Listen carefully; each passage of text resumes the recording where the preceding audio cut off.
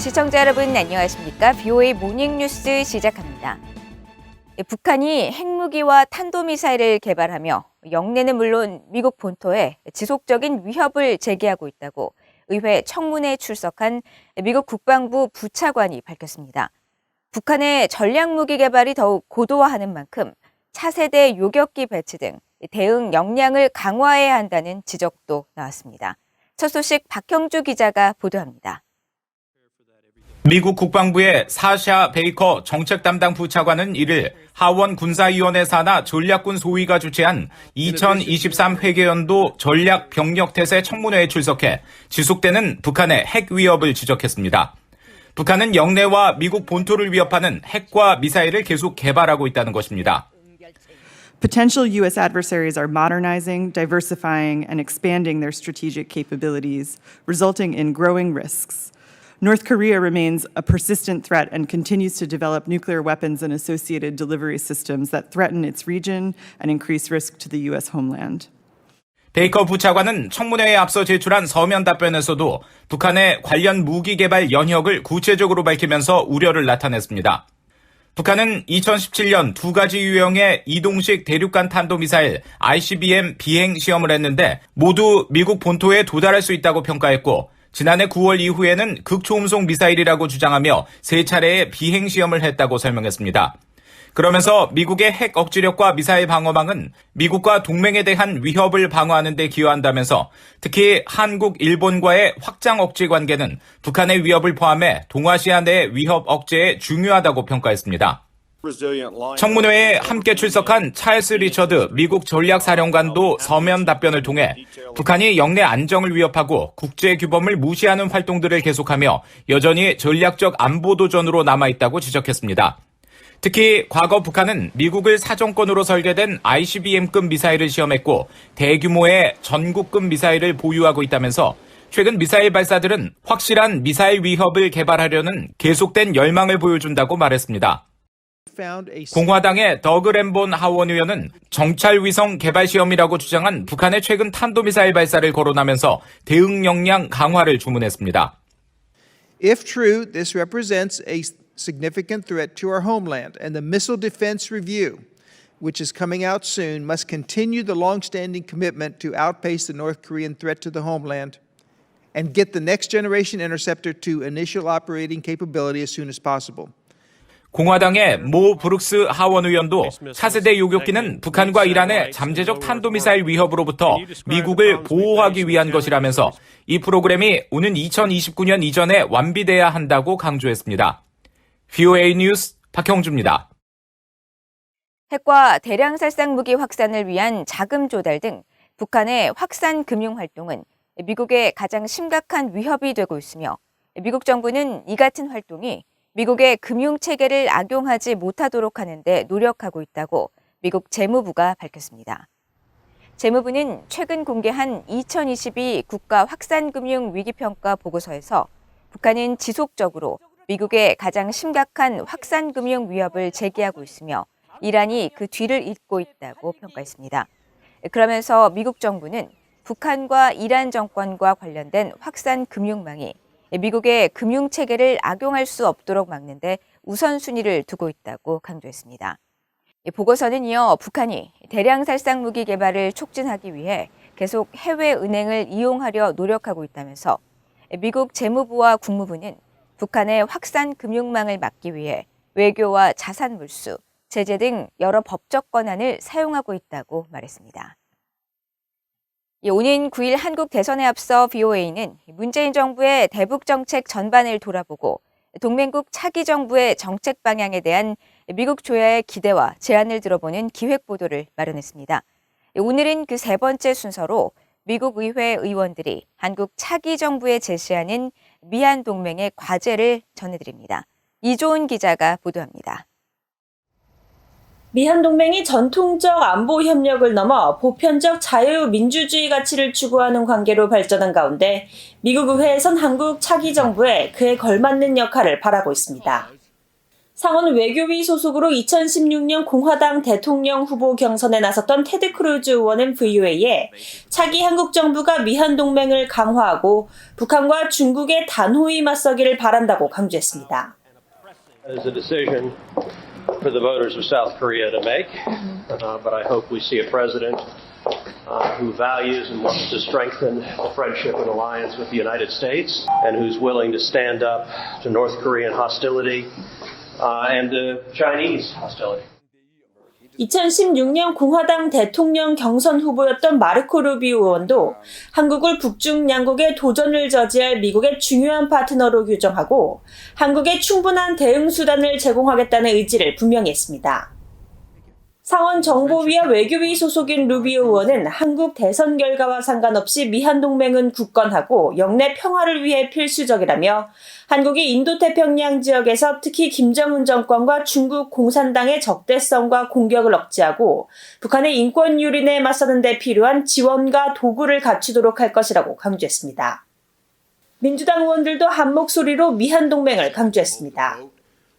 상원 외교위 소속인 민주당의 코리 부커 의원은 자유시장 경제와 인권, 법치를 아우르는 미한 동맹의 중요성을 강조하면서 양국이 영내 안보뿐 아니라 민주주의, 자유의 가치를 지키기 위해 협력해야 한다고 말했습니다. We are free democracies, and we share common values in that sense. And when those are threatened or undermined, like we're seeing, frankly, in Ukraine right now, strengthening our alliance, and resisting those kind of oppression. 상원 외교위 소속 벤카딘 민주당 의원은 미국의 또 다른 핵심 동맹인 일본과의 관계 개선에 차기 한국 정부가 더 중점을 둘 것을 기대한다는 입장을 전했습니다. We always want to see the U.S., South Korea, Japan relationship always improved as strong as possible because of the influence in the region. We recognize that we need their help in regards to China. And we also need their help in regards to Russia. So we got to strengthen our ties, recognizing that democracies are under assault. 2016년 대선 민주당 부통령 후보였고 현재 상원 외교위와 군사위에 소속된 팀 케인 의원도 미국과 일본, 호주, 인도의 사자 안보 협의체 쿼드를 언급하면서 한국과 일본이 참여하지 않으면 역량이 충분히 발휘되지 못한다며 한일 관계 개선의 필요성을 지적했습니다. They're going to have their own views of it because they're right on the border, and I don't think we need to persuade them to see things differently. But again, just that we maintain good communication and that we maintain good military cooperation. 미국 의회 의원들은 공통적으로 이번 한국 대선을 계기로 차기 한국 정부와 미국이 상호 이익을 위한 공동의 관심 분야를 계속 모색하면서 동맹의 역할을 확대하고 관계를 심화하길 기대한다고 밝혔습니다.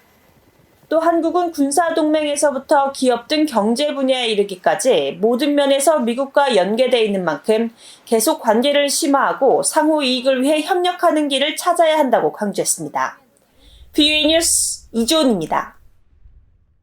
한국교육부 산하단체가 운영하고 있는 한미 대학생 연수 웨스트 프로그램에서 탈북민 출신 학생 선발이 한국 정부가 예산을 확보하지 않아 중단된 것으로 확인됐습니다.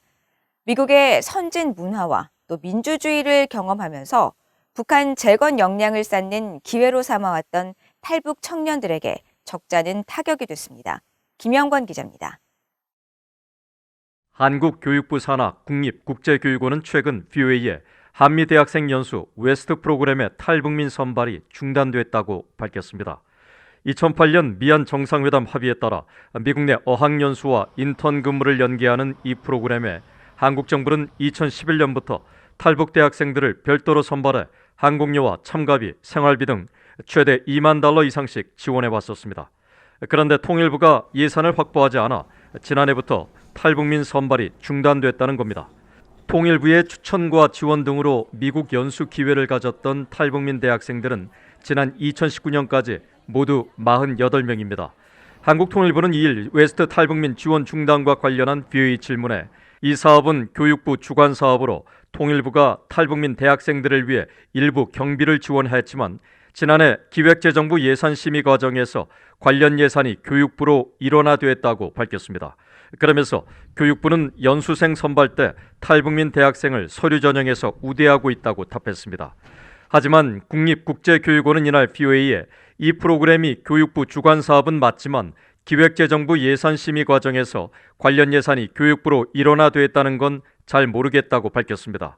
또 이전엔 탈북민 대학생에 대한 통일부 추천 인원이 별도로 있었지만 현재는 취약계층 안에 포함된 우대 선발로 변경돼 경비 지원도 다른 참가자와 동일한 기준을 적용한다고 밝혔습니다. 한국 내 한 관계자는 기획재정부의 예산 심의는 각 부처의 우선순위와 의지가 종합적으로 반영되기 때문에 통일부의 웨스트 프로그램 지원 의지가 있었다면 관련 액수가 크지 않기 때문에 충분히 유지될 수 있었을 것이라고 말했습니다. 웨스트 프로그램을 경험했던 탈북 대학생들과 관련 단체들은 영어 학습 기회와 가정 형편 등이 어려운 탈북 대학생들이 한국 대학생들과 똑같이 경쟁해서 선발되는 건 매우 힘들다며 이런 결정을 이해하기 힘들다고 말했습니다. 탈북민 분들이 한국에서 어렸을 때부터 영어 관련해서 학원 다니면서 토익, 토플 그 외 다양한 영어 공부를 한 분들이랑 경쟁을 하면 당연히 안 되는 거죠. 그래서 특정 분류에서만 뽑는 거라 일반적으로 뽑는 것은 당연히 경쟁이 안 되고요. 지 실장은 과거 자신과 친구들은 한미 대학생 연수 프로그램을 통해 미국에서 민주주의와 선진 문화를 배우고 견문을 넓히는 등 큰 도움을 받았다고 말했습니다. 그러면서 탈북 청년들에 대한 지원은 낭비가 아니라 미래 통일 비용을 줄일 수 있는 투자라면서 한국 통일부가 정책을 재검토해 주길 바란다고 말했습니다. VOA 뉴스 김영권입니다. 북한의 최근 탄도미사일 발사에 대한 국제사회의 규탄이 이어지는 가운데 캐나다 정부도 북한의 미사일 발사를 지적하면서 북한의 완전한 비핵화를 위한 동맹과의 협력에 전념하고 있다고 밝혔습니다. 캐나다 외교부는 2일 북한이 정찰 위성 개발 시험이라고 주장한 지난달 27일 미사일 발사에 대한 VOA의 논평 요청에 캐나다는 최근 몇 달 동안 계속된 북한의 미사일 실험을 강력히 규탄한다고 밝혔습니다. 이어 우리는 한반도의 평화와 안보에 전념하고 있으며 대화와 외교가 북한 주민의 안보와 안정, 경제적 번영으로 가는 유일한 길을 제공한다고 믿는다고 강조했습니다. 그러면서 캐나다는 북한의 대량 살상 무기와 탄도미사일 프로그램에 대한 완전하고 검증 가능하며 되돌릴 수 없는 폐기, 즉 CBI들을 향한 노력을 지지하며 이를 달성하기 위한 동맹 또 파트너들과의 협력에 전념하고 있다고 말했습니다. 북한 정권의 후원을 받는 것으로 알려진 해킹 조직이 VOA 한국어 서비스 기자를 사칭해 민간 연구단체 관계자에 대한 해킹을 시도한 사실이 적발됐다고 미국의 사이버 보안업체가 밝혔습니다. 미국의 사이버 보안업체 헌트레스 랩스는 최근 발표한 보고서를 통해 북한 정권에 의해 운영되는 해킹 조직이 지난달 말부터 민간 연구단체 관계자를 대상으로 지능형 지속위협 공격, APT 해킹 공격을 시도한 정황을 포착했다고 밝혔습니다.